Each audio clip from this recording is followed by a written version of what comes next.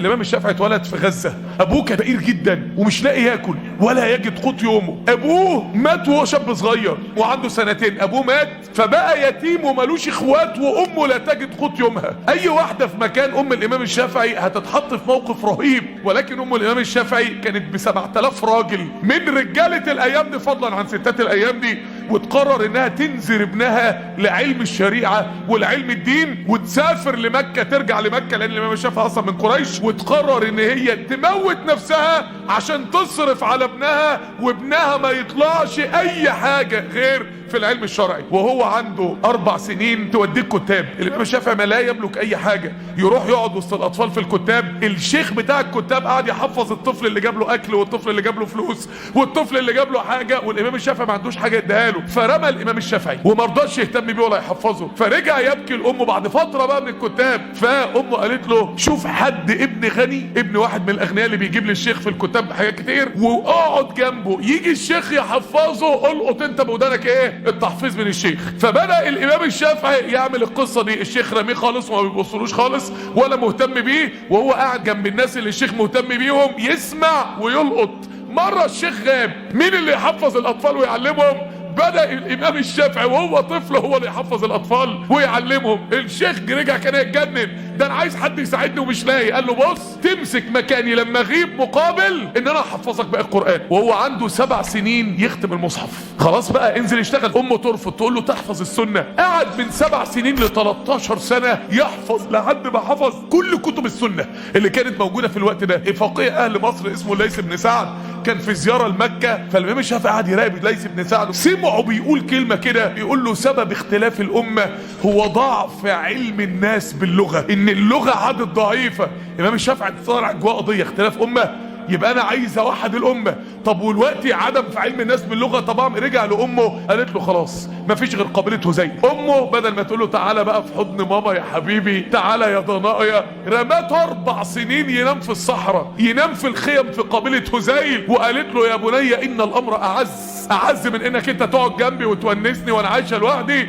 روح اتعلم اللغه. رجع بعد 4 سنين مع 10000 بيت شعر. 10000 بيت شعر. الامام الشافعي كان من اعلم الامه في اللغه، لدرجة ان الاصمعي شيخ هارون الرشيد كان تلميذ من تلامذة الشافعي في اللغة. ابن شام صاحب السيرة المشهور بيقول جلست الشافعية 10 سنين فما اخطأ في كلمة في النحو مرة. فيش مرة غلط في كلمة في النحو. شباب الامة في الوقت ده كانوا بعدوا قوي، ووقتها كان بدأ يطلع الشعر الاباحي، عارفين زي المواقع بايظة كده دلوقتي. فالامام الشافعي طلع في وقت رهيب. مدرسة ابو حنيفة ومدرسة الامام مالك الاتنين كان بينهم حرب رهيبة، الامة متقطعة، الصراع بين السنة والشيعة رهيب، النساء بدأت تبعد عن الدين. فالامام الشافعي طالع في فترة عصيبة. فالامام الشافعي يا امه قعدت تزرع فيه، ليه مش انت اللي تصلح الدنيا دي؟ الامام الشافعي بجانب علم القرآن والسنة راح اتعلم الشعر، وراح اتعلم الاحتراف في رياضة من الرياضات، متعلم رياضة الرمي،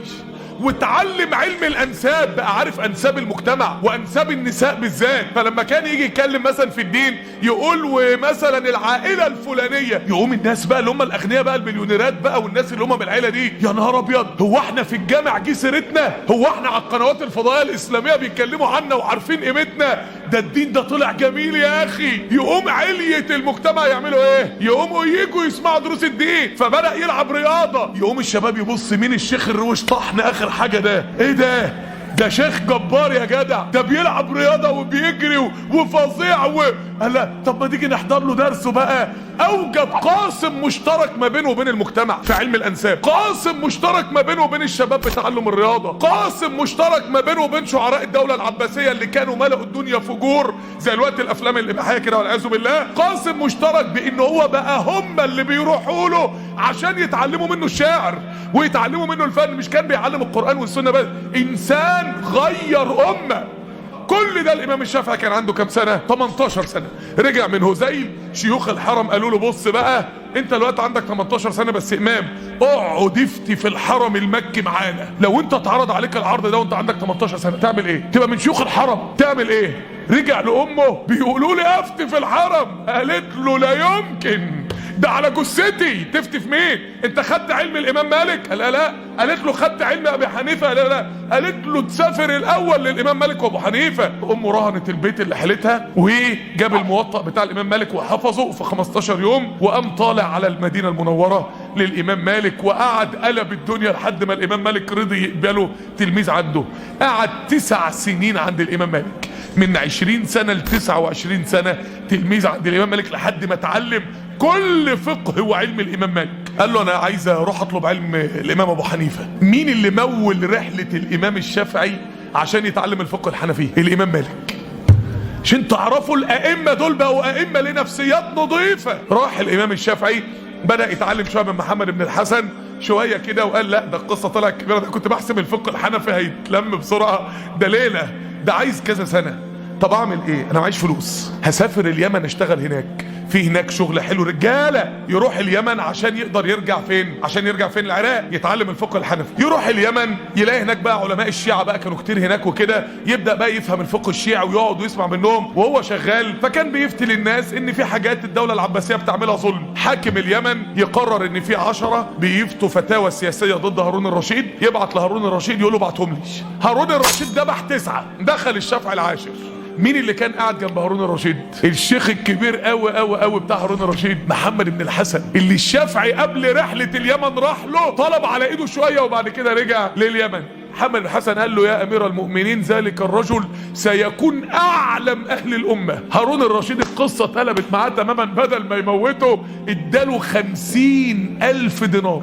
خد 50,000 دينار بعت لامه. امه كانت بقى ست كبيره بقى في الوقت ده، اول مره امه بقى تعيش في بيت ملك تاني. اتجوز اول مره مراته الوحيده وعنده 34 سنه اللي خلف منها ولدين، وبدا قعد معاهم لحد ما بقى عنده 36 سنه يطلب الفقه الحنفي. وكده الامام الشافعي خلص، رجع على مكه. طبعا كان وصل لدرجه علميه رهيبه. اول مره قعد يفتي قعد على الكرسي الذي لم يجلس عليه في تاريخ الاسلام الا عبد الله بن عباس. قعد من هو عنده 36 سنه اللي هو عنده 45 سنه في مكه يفتي الناس ويعلم الناس، ويألف ما بين قلوب اهل مكة وما بين قلوب اهل العراق، ويدوم انطباعات جميلة بقى عن اهل العراق. في ال9 سنين دول ألف كتاب الرسالة اللي العالم كله مبهور بيه لحد دلوقتي، اللي وضع فيه علم اصول الفقه اللي لحد دلوقتي الامة الاسلامية كلها ماشية عليه، ماشية على ازاي يتعامل مع القرآن والسنة تعامل سليم. وهو عنده 45 سنة يحس انه خلص الرسالة بتاعته في مكة، يطلع تاني على العراق عشان يعلم اهل العراق ويقرب النفسية بتاعت اهل العراق مع اهل الحجاز. يقعد 5 سنين وعنده 50 سنة يقول خلاص خلصنا العراق، لسه ايه؟ قال ما عادش غير بلدين، مصر والهند. يقرر وعنده 50 سنة انه يروح ينشر العلم بتاعه وينشر رسالة التألف في الامة في مصر. يجي مصر يفاجأ ان العالم الاسلامي كله كوم ومصر دي كوم. ويقرر الامام الشافعي قرار تاريخي، يقرر الامام الشافعي ان يترك المذهب الشافعي ويغير الفقه بتاعه كله ويغير آلاف الفتاوى بتاعته ما عدا 20 فتوى بس. فالامام الشافعي قاعد لا واحد داخل له فتوتك ايه؟ انا قلت لمراتي عليا الطلاق بال3، عليا الطلاق بال3، تبقى طالق وتبقى مش عارف ايه، والطلاق لو خرجت رحت زرت مامتك. طب وبعدين راحت زارت مامتها ورجعت، وانا بقى كنت متعصب فخلاص بقى عادي بقى، وبعدها مراتي حملت في 5 عيال يا راجل ده انا الفتوى بتاعتي ان عليها الطلاق بال3 دي في العراق، يبقى مراتك خلاص هي من سكه وانت من سكه، 3 طلقات بتوعك راحوا وانت ضيعتهم. شويه دخل واحد تاني، ايه فتوتك؟ مراتي قلت لها عليا الطلاق بال3، ما انت طبخه النهارده فراخ وطبخت فراخ. شويه دخل واحد تاني، فتوتك ايه؟ عليا الطلاق بال3، لا انت جاي ومتغدى عندي. ايه يا عم في هو انتوا عندكم عليا الطلاق بال3 دي زي صباح الخير كده؟ فالامام الشافعي غير الفتوى بتاعته بعد ما كانت عليا الطلاق بال3، يعني ال3 طلقات راحوا في العراق، قال لك لا المصريين ما ينفعش معاهم الكلام ده، عليا الطلاق بال3 طلقه هي طبعا، والا ستات مصر كلها تبات في الشارع. فبدأ يغير الفقه بتاعه كله. ودي عبقرية الناس الناجحة في الحياة، انه عنده مرونة، مش دماغه دي حجر، انه بيتكيف مع الواقع، انه انسان مرن، انه انسان بيواكب احتياجات وتطورات الحياة، مش واقف مكانه، مش محلك سر. غير كل مذهبه، ترك الامام الشافعي الشافعيه العراقيه واوجد شافعيه جديده اللي هي الشافعيه الايه؟ الشافعيه المصريه. 4 سنين قعد في مصر يالف ما بين قلوب العاملين لدين الله في مصر والعلماء، لدرجه وهو بيموت كان وصل لدرجه صحيه رهيبه. فكان بيقول لاقرب تلاميذه او اكبر تلاميذه، بيقول له لم يبقى الا الهند، انا عايز اسافر الهند. طبعا كان خلاص صحيا ما عادش يقدر اصلا يخرج بره مصر، ويموت الامام الشافعي وعنده 4